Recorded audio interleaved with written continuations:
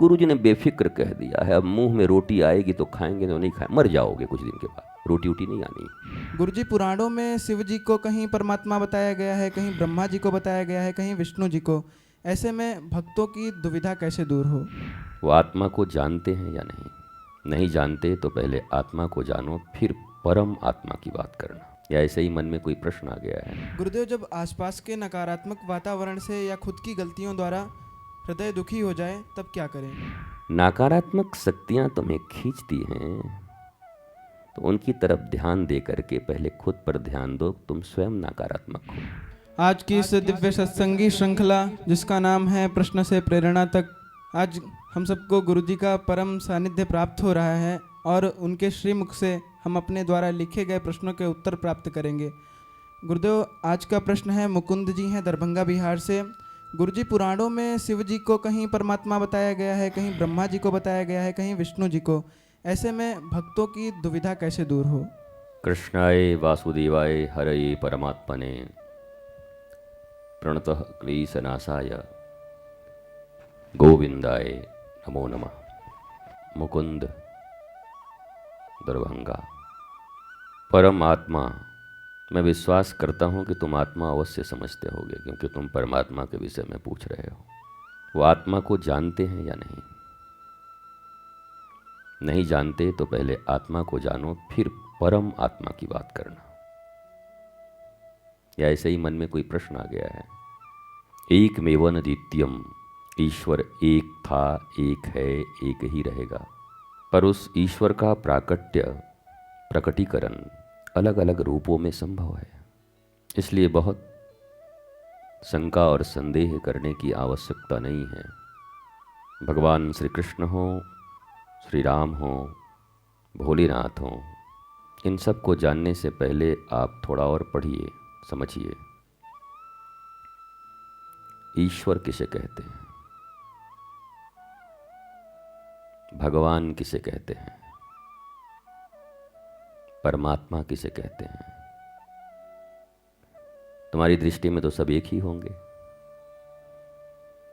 भगवान बोले, ईश्वर बोले, परमात्मा बोले, देवता बोल दिए। एक लाइन में उत्तर यही है कि वो एक हैं। जो कुछ दिखाई पड़ रहा है सब उनमें ही है या उनमें वो हैं। जब पत्थर में हैं तो शिव जी और राम जी और कृष्ण जी में नहीं है। बड़ा छोटा तो कहीं कुछ होता ही नहीं। देश काल और पात्र के अनुसार जब जिस रूप में उस परम ऊर्जा को आने की आवश्यकता होती है वो प्रकट होता है। कौन बड़ा कौन छोटा, ये द्वंद्व जहां है वहां ईश्वर है ही नहीं। ईश्वर एक है और तुम दो की बात करते हो कि ये बड़ा कि वो बड़ा। भौतिक जगत में द्वंद्व है पर आध्यात्मिक जगत में एकत्व है। वहां एक के सिवा जब कोई है ही नहीं तो बड़ा कौन छोटा कौन। फर्स्ट सेकंड आने के लिए कम से कम दो आदमी का होना तो जरूरी है रेस में, लेकिन आदमी ही एक है तो फर्स्ट कौन सेकंड कौन। मेरी दृष्टि में ये प्रश्न कौतूहल का विषय है। मेरी मानो तो तुम आत्मज्ञान के लिए थोड़े परिश्रम करो, सेल्फ रियलाइज्ड पर्सनालिटी बनो। अपनी आत्मा को पहचानोगे, तुम्हारे जीवन के सारे द्वंद्व समाप्त हो जाएंगे। रसगुल्ले पर प्रवचन उसके कुछ कुछ रूप गुण के विषय में बता सकता है, पर संपूर्ण जानकारी तो खाने के बाद ही होगी। जीभ पे आया नहीं कि सब लिखा हुआ फेल हो जाएगा। मीठा लगता है, स्पंजी होता है, और खाए तो लोग आहा, इसी को आत्मज्ञान कहते हैं। जो खाए उन्हें संत कहते हैं, सिद्ध। सुजान। इसलिए उनकी मस्ती देखो कभी, कैसे मस्त होते हैं वो। मेले में अकेला, अकेले में मेला। तो मेरा एक ही रिक्वेस्ट है तुमसे कि तुम, बड़ा छोटा तो कोई होता नहीं, दो होते तो मैं ज़रूर बताता। बस इनको जानने का या समझने का या बोध में लाने का प्रयत्न करो और एक सद्गुरु का चुनाव करो। रियल स्पिरिचुअल मास्टर वो मिलेंगे तो तुम आत्म रूप से समृद्ध हो जाओगे। अभी तो भगवानों में बड़े छोटे कौन हैं, ओरिजिनल कौन हैं, फिर ये भी फूफा अच्छे हैं कि मौसा अच्छे हैं, ये भी द्वंद्व दूर हो जाएगा। फिर जीवन में ये कंपनी अच्छी है कि वो कंपनी, वो भी द्वंद्व दूर हो जाएगी। प्रारंभ करो, आत्मज्ञान की विद्या लो। उससे कम में कोई उत्तर देना मेरे लिए बेईमानी होगी और तुम्हारे लिए सुनना भी बेईमानी होगी। श्रेष्ठ सद्गुरु के शरणागति और प्रपत्ति में आत्मज्ञानी बनने का प्रयत्न करो। वो तुम्हारे भीतर ही हैं, तुम ही हो, कोई दूसरा है भी नहीं। कभी कभी कोई मनुष्य कह देता है ना मैं भगवान हूं, तो लोग चिढ़ जाते हैं, मैं भगवान हूं। चिढ़ते क्यों हो? जब वो कण कण में है तो तुम में क्यों नहीं है? तुमने इतने पाप किए हैं कि तुम में नहीं है, तुमसे उसको चिढ़ है। वो तो जिंदा में भी है, मुर्दा में भी है, पत्थर में भी है, रेत में भी है, पेड़ में भी है, हवा में भी है। तुम में क्यों नहीं है? और तुम ही क्यों नहीं हो? ईश्वर अंश जीव अविनाशी, तुम स्वयं तो वही हो। कभी कभी हम सुनते हैं ना कि वो बैठा सब देख रहा है। कहां बैठा है? आकाश में। आकाश नाम का तो कोई शब्द होता ही नहीं। आकाश कुछ है क्या? ये जो दिखता है ऊपर नीला नीला, वो कोई आकाश है? कहाँ रहता है वो? ऊपर वाला। कहाँ रहता है ऊपर वाला? कितना ऊपर? 30-35 हज़ार फीट तक तो हम लोग जाते हैं जब प्लेन से। लोग तो मंगल पे भी पहुंच रहे हैं। वो है कहाँ ऊपर वाला? मंगल पे है कि धरती पे है कि पाताल में है? ये कुछ प्रश्न भारतीयों को समझने चाहिए। हम विद्वानों की संतानें हैं, ऋषियों की। हम वास्को डिगामा जैसे झूठे किरदार नहीं हैं, दुनिया खोजते चल रहे हैं।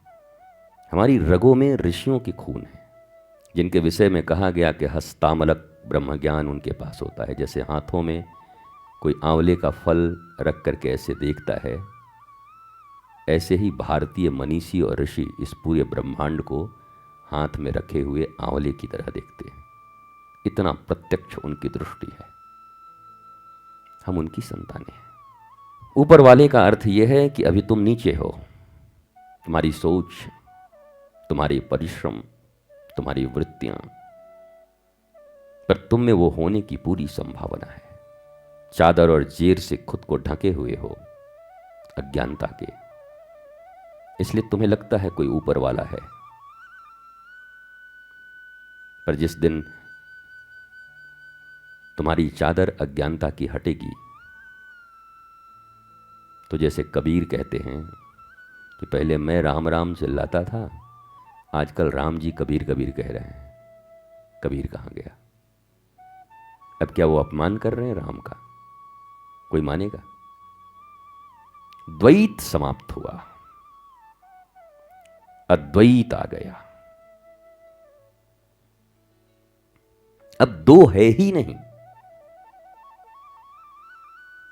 प्रेम गली अति साकरी, तामे दो न समाही।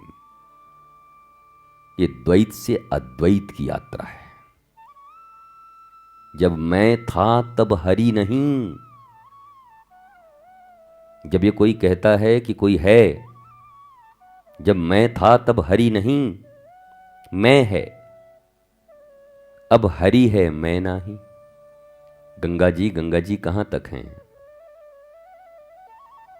पर एक जगह जाकर क्या बनती हैं? गंगा सागर। उसके बाद गंगा जी का जल मीठा होता है, गंगा सागर में खारा। उनकी तरंग गई, उनके रंग गए, उनके स्वाद गए, क्योंकि वो जब उस अखंड अनंत में मिलती हैं तो अपने रूप, स्वरूप और स्वभाव को खोना पड़ता है। तुम अभी भी अपने रूप में हो, निम्नतम रूप में, स्वभाव में, गुण में। तुम खोना नहीं चाहते, मिलना नहीं चाहते तुम उस सागर से। सदा द्वैत की भावना रखना चाहते हो, ये मैं, ये सागर। मनुष्य जीवन का लक्ष्य ये नहीं है। मनुष्य जीवन का लक्ष्य ये है, अब सिर्फ सागर,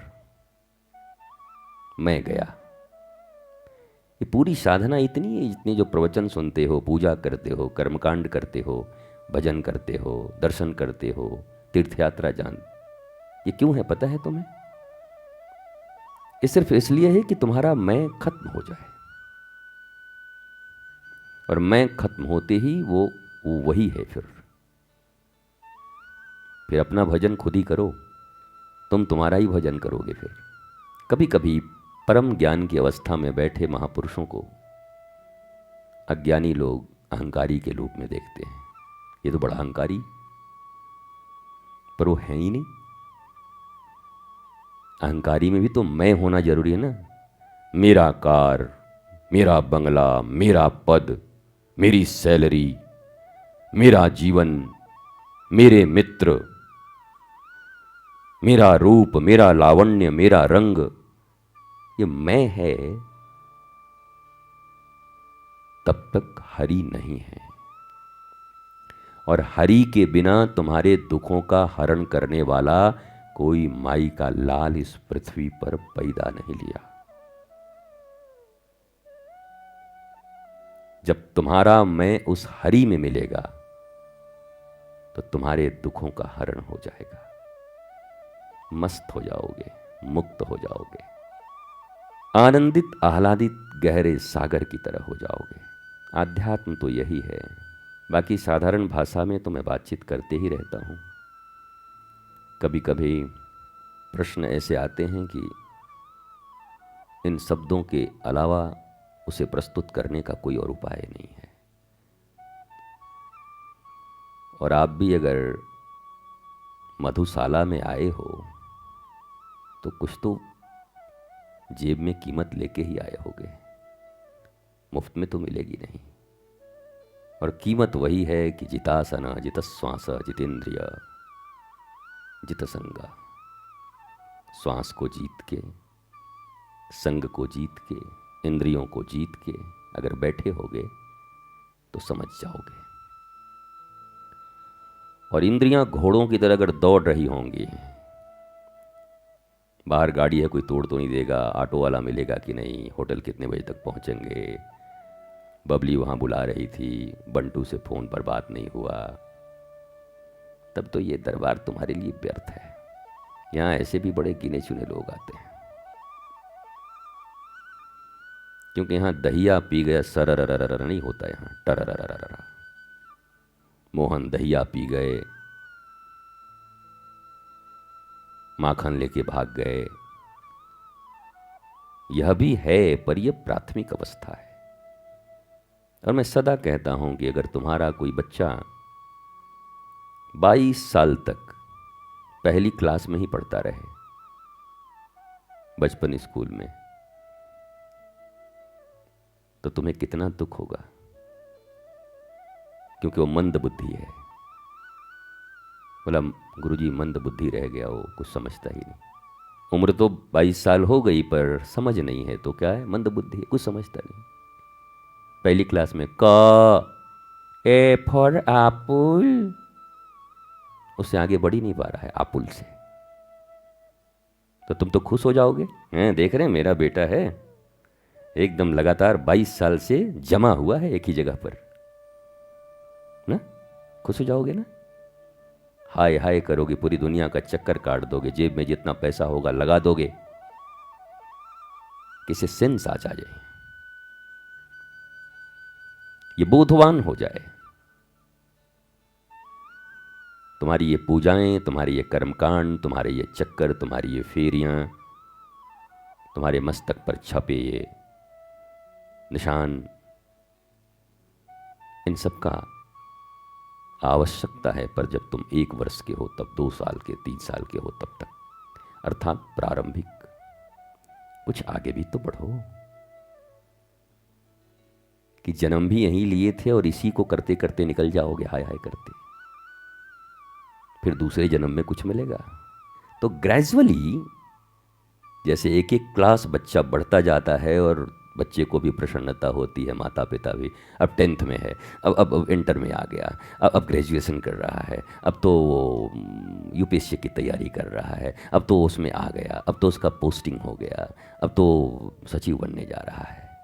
अच्छा लगता है। पिताजी ने 500 रुपया दिया था व्यापार शुरू करने के लिए, 30 साल के बाद भी 500 रुपया है। ये कैसा व्यापारी है? मतलब 500 से शुरू किया था गुरुजी, जब निकला था घर से ना तो 500 रुपये लेके निकला था। आज आपकी कृपा से, आपकी दया से देखिए 5000 करोड़ का हम एक टर्नओवर हमारा है। हाँ भाई, तू तो व्यापारी आदमी है, अच्छा आदमी, बड़ा है तू, एक्सपेंड हुआ है।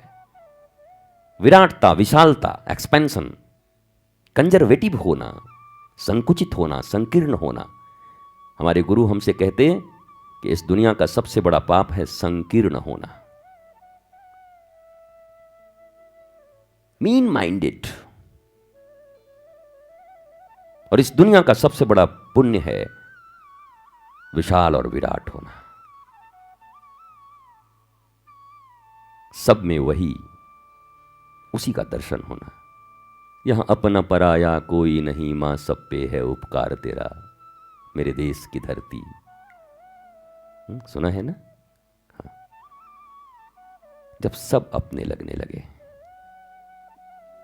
हम इस एक्सपेंशन तक और विराटता तक पहुंचने के लिए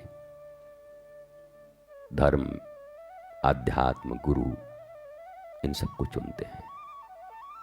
मेरी भी शुभकामना है कि तुम विराट बनो, बड़े बनो, द्वंद्वों से मुक्त हो जाओ और निर्द्वंद होकर एकत्व में स्थित हो जाओ।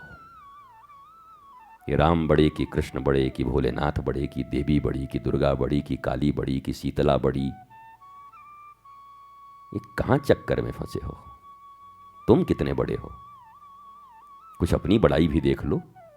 तुम भगवान की बड़ाई में इतना, आदमी कितना बड़ा समझता खुद को, भगवान को भी, ईश्वर को भी कह रहा है कौन बड़ा, जरा हम जरा जानना चाहते हैं कौन बड़ा।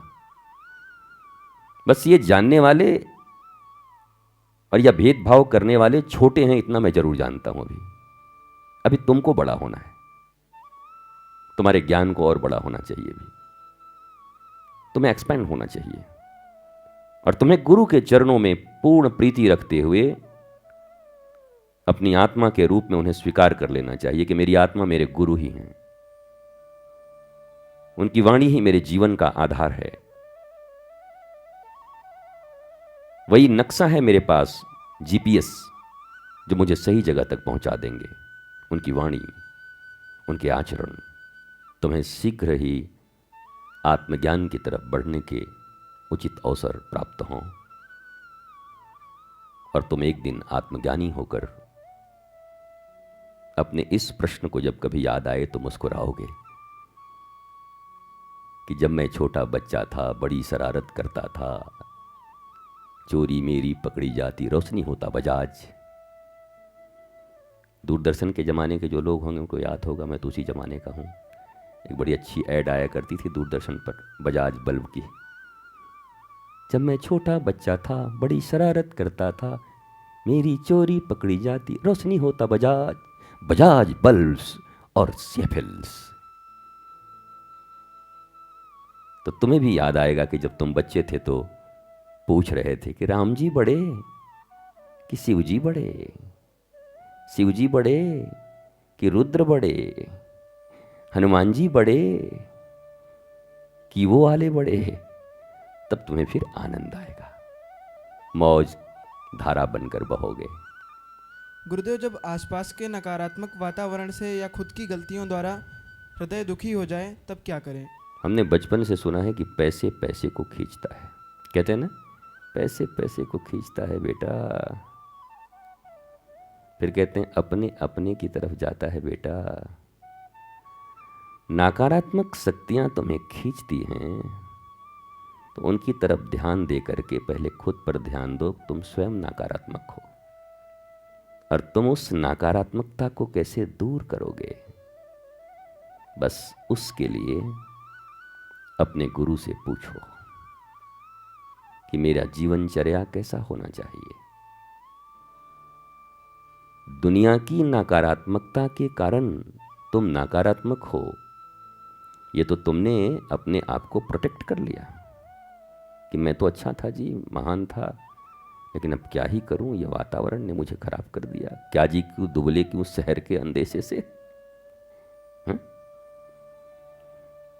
What an smart move. ये इतना स्मार्ट मूव है दुनिया का कि अब मैं क्या करूं, मैं तो साक्षात भगवान के रूप में ही पृथ्वी पर आया था, पर ये रावण लोगों के कारण मुझे बड़ा तकलीफ हो रहा है, मैं भी रावण होते जा रहा हूं। राम को रावण के कारण कभी रावण होते देखा क्या? कि राम जी कहे कि मैं लंका जब से आया हूं ना, तब से खाली राक्षसों के बीच में हूं, कुछ कुछ मन हमारा भी रावण जैसा होने जा रहा है। बल्कि उल्टा था। जब रावण रोने लगा कि मुझे एक बार सीता को देखना ही है, मिलना ही है, मंदोदरी तू तो कुछ बता। अरे बोला तू तो इतना मायावी है। दया आ गया मंदोदरी को, यार रूप बना ले, तू तो बना ही लेता, राम जी का रूप बना ले, मिल जाएगी, गले लग जाएगी। अरे बोला तू क्या मुझे कम समझती है, मैंने ट्राई पहले कर लिया है। बोला फिर क्या हुआ? बोला जब राम का रूप धरता हूं तो सीता माँ नजर आने लगती है मुझे, मैं करूं क्या? तो बहुत टेंशन में हूं, कुछ तो कर उपाय। उस नकारात्मक लंका में राम जी गए तो रावण पॉजिटिव होने लगा था। तुम कैसे हो कि तुम थोड़े से नकारात्मक स्थितियों में नकारात्मक हो रहे हो? तो तुम्हें खुद पे काम करना होगा। भूल जाओ नकारात्मक स्थितियों को, तुम खुद पे वर्क करो। स्ट्रांग, खूब मजबूत हो जाओ। बहुत ठंडी है, मैं क्या करूं? ठंडी को क्या डंडे से मार के भगाओगे या बुलडोजर लाओगे कि 10 किलो ठंडी उधर ले जाओ? You have to protect yourself. आपको स्वयं के प्रोटेक्शन की चिंता करनी होगी। कपड़े पहन लें और थोड़ी बंद जगह पर रहें। बहुत ज़्यादा है तो आग की व्यवस्था है तो आग थोड़ा ये कर लें, कंबल में रहें। ये बहुत सारी चीज़ें हैं। ओहो, इन ठंडियों ने तो मैं क्या कहूँ, ठंडी को कहाँ भेजूँ, कहाँ ट्रांसफ़र करवाऊँ इसका? शिमला ट्रांसफ़र करवा दूँ क्या? ये कोई अधिकारी है, पुलिस वाला है कि तुम ट्रांसफ़र करा दोगे मौसम का? वो तो आज है तो आज रहेगा ही। तुम्हें बचने के लिए उपाय करने होंगे। तो नकारात्मक स्थितियों से कोई परेशानी नहीं मेरे बच्चे। इस दुनिया में जहां भी जाओगे वही मिलेगी, हर जगह वही है। बट तुम जब best coat, pant, Kashmiri shawls, muffler ये सब पहन के रहोगे तो बहुत ज़्यादा नहीं बिगाड़ पाएगा कोई कुछ। वो संस्कार गुरु के, वो मंत्र, वो जीवनचर्या, वो साधना, वो संकल्प, वो सिद्धि की ओर बढ़ते हुए कदम, अगर ये सब तुम्हारे जीवन में होंगे तो नकारात्मकता तुम्हें कभी नाकार की तरफ नहीं ले जा सकती, बल्कि तुम्हारा प्रेजेंस हर नकारात्मकता को समाप्त कर धनात्मक स्थिति उत्पन्न कर देगी। तुम देखोगे सूखी हुई डालियां भी हरी होकर के फूल देने लगी हैं जहां तुम गुजरोगे, और फिर जगजीत सिंह का गजल तुम भी गाने लगोगे। जिस रास्ते से तू निकले वो फूलों से भर जाए,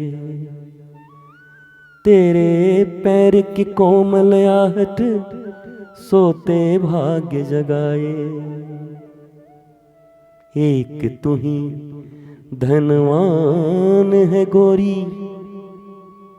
गोरी का अर्थ अब बताना भी उचित नहीं लगता, कई बार बता चो। गोरी माने आदमी, गोरी, गुरुजी भी गोरी बोलते हैं।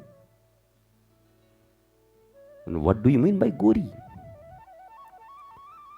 अगर साधारण रंग की बात करो तो फेयरनेस, फेयर, जो आदमी फेयर है, गड़बड़ घोटाला नहीं है, फेयर आदमी। वो गोरी केवल चमड़े की बात नहीं हो रही, चमड़ों से गोरे काले का कोई महत्व नहीं। यह काले गोरे का भेद नहीं, हर दिल से हमारा नाता। हमें और कुछ आए या ना आए, प्यार निभाना आता है। तो चमड़े के लिए गोरी नहीं कहा गया। गोरी आत्मज्ञान, उज्जवल मनुष्य, अज्ञान अंधकार जिसके जीवन से मिट चुके, गुरु के ज्ञान से जो एकदम फेयर हो चुका है, फेयर एंड लवली से नहीं, गुरु के ज्ञान से, उसे कहते हैं गोरी। समझ में आया गुरुकुल के बच्चों? तुम लोग भी गोरी सुन के एक बार उधर आगे पीछे देख रहे थे कि कोई गोरी है कि नहीं। गोरी तो ज्ञान है, नॉलेज, फेयरनेस। तो एक तो ही धनवान है गोरी, बाकी सब कंगाल। एक फेयर आत्मज्ञानी के सिवा गुरु के आत्मज्ञान से प्रकाशित शिष्य के, साधक के अलावे जितने भी लोग हैं सब कंगाल हैं। तो एक तो ही धनवान है गोरी, बाकी सब। और वो उस रास्ते में नहीं जाता जहां पहले से फूल खिले हो। जगजीत सिंह का सुनना जरा, जिस रास्ते से तू गुजरे वो फूलों से भर जाए। फूलों से भरे हुए रास्ते पर चुनना तो बड़ा आसान है। तो पूरी पृथ्वी पर फूल कहां मिलेंगे तुम्हें? कांटे भी। गुलाब एक लगता है, 1000 कांटे होते हैं उसमें, पर उसे पौधा गुलाब का ही कहते हैं, कांटों का नहीं कहते। संख्या तो कांटों की ज्यादा है। अगर बहुमत का जमाना डेमोक्रेसी का होता तो कांटों ने आज स्ट्राइक कर दिया होता। No no no no no, इसको गुलाब का पौधा कैसे तुम कहोगे? कांटों का कहो, फूल का नहीं है ये। हमारी संख्या ज्यादा है। जिसकी जितनी संख्या भारी उसकी उतनी भागीदारी। आज से इसका नाम कांटों का पौधा रहेगा। तो जिस रास्ते से तू गुजरे वो फूलों से भर जाए। मेरे प्यारे, तुम यही तो कह रहे हो ना कि वहां नकारात्मक शक्तियां हैं, तो तुम्हारे होते फिर नकारात्मक कैसे हैं? फूलों से भर क्यों नहीं गई? क्या तुम भी कांटों से भरे हुए हो? तुम्हें भी वो खुजली है? तो ज्ञानवंत होने की चेष्टा करो, फॉलो करो अपने स्पिरिचुअल मास्टर को, सरेंडर करो उनके लोटस फीट पे, कमलवत चरणों में संपूर्ण शरणागति प्रपत्ति। और फिर तुम भी गोरी बनो। और फिर कंगालों के बीच जब तुम जाओगे तो उनको भी गोरी बनाते जाओगे।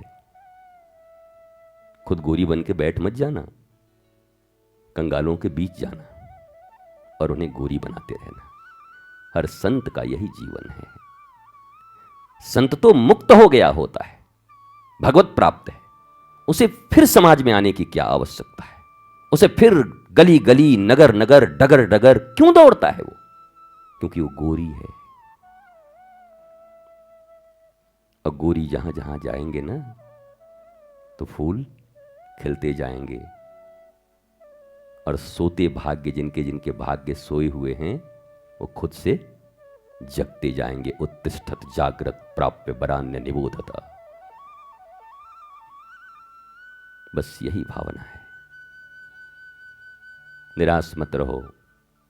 मुझे विश्वास है कि तुम गुरु की सन्निधि में एक दिन ऐसी गोरी बनोगे कि जहाँ जाओगे वहाँ फूल ही फूल खिलेंगे।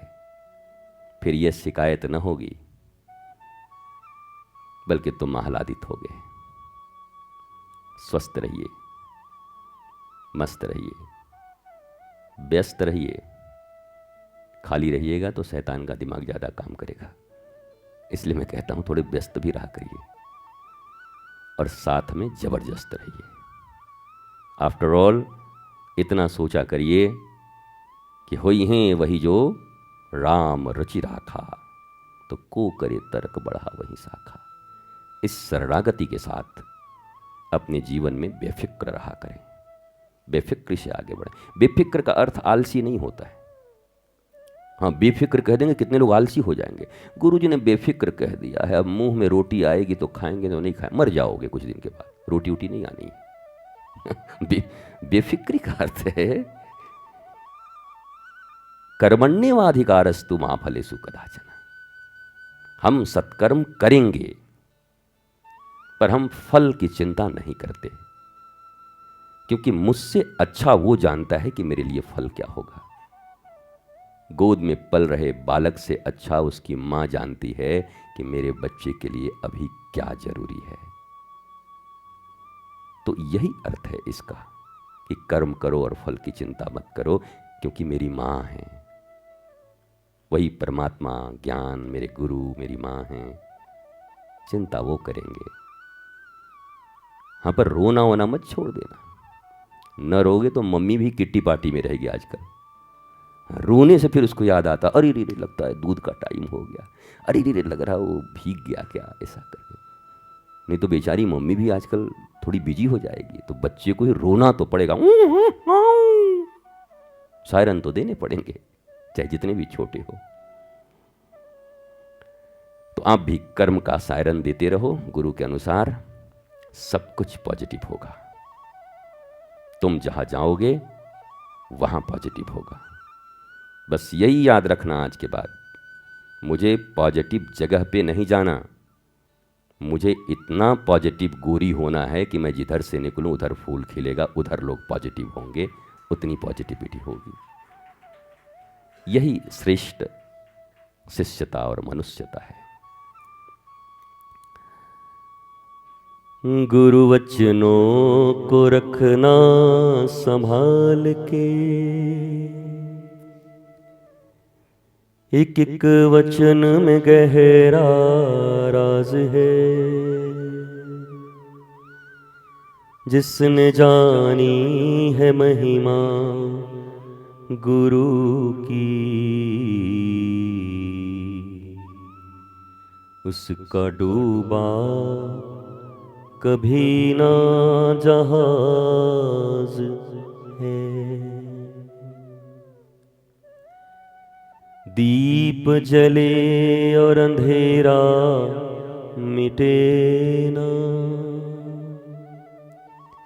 ऐसा कभी नहीं हो सकता।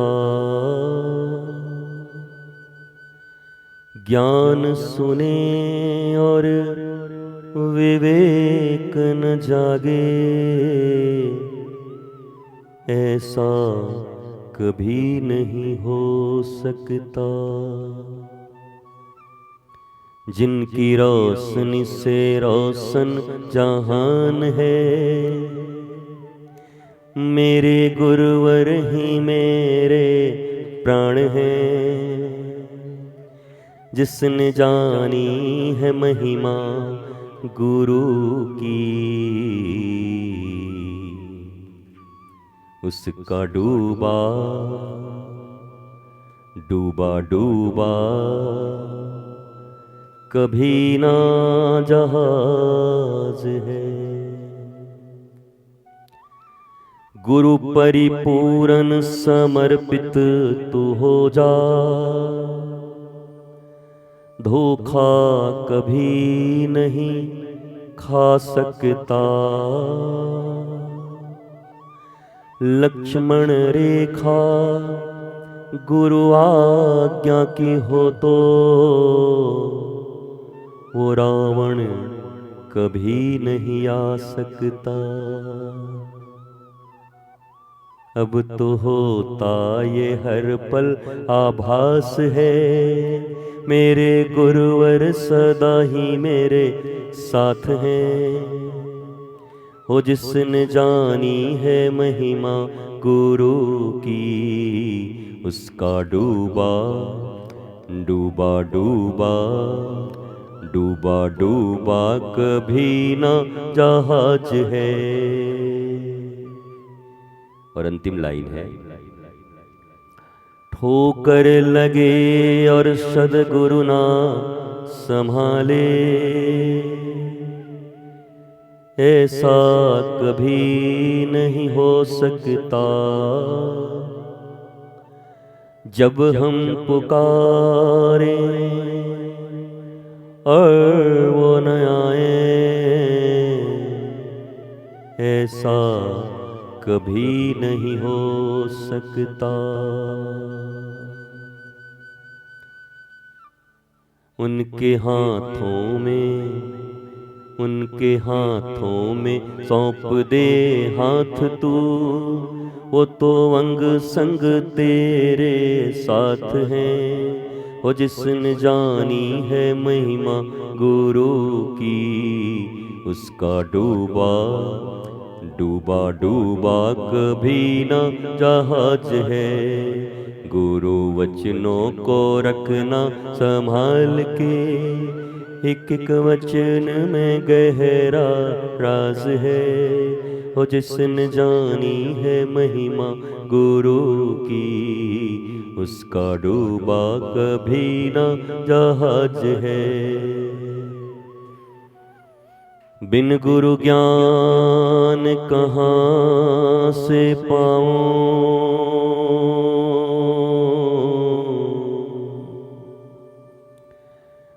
गुरु बिन ज्ञान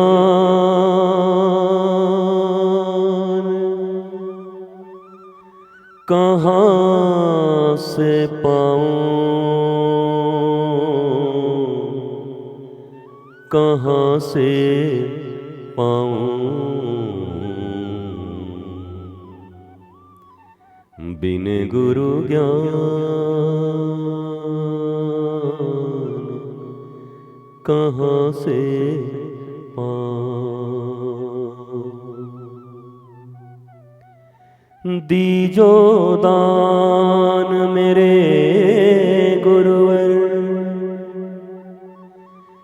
मैं सदा ही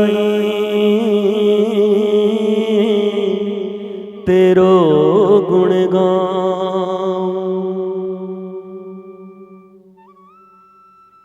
बिन गुरु ज्ञान कहाँ से पाऊं। गुरु बिन ज्ञान कहाँ से पाऊं। श्री राधा राधा श्री राधा राधा श्री राधा राधा राधा। हा राधे हा राधे हा राधा राधा राधा राधा राधा राधा।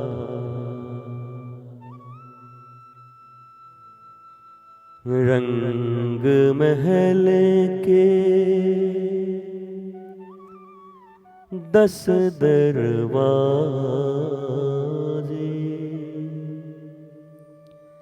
ना जाने खिड़की मेरी कौन सी खुली थी। मोरे सैया मोरे प्रीतम मोरे गुरुवर निकस गए, मैं ना लड़ी थी।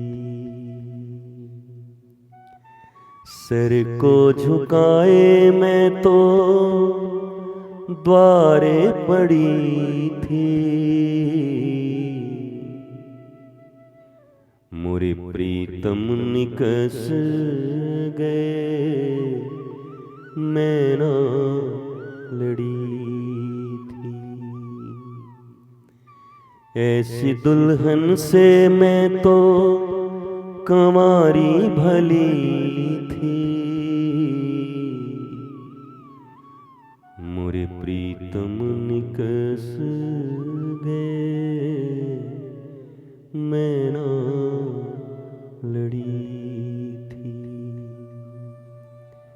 रंग महल के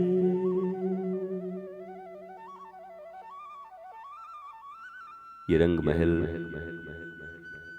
अपना शरीर ही है। इसमें 10 दरवाजे 10 इंद्रियां हैं,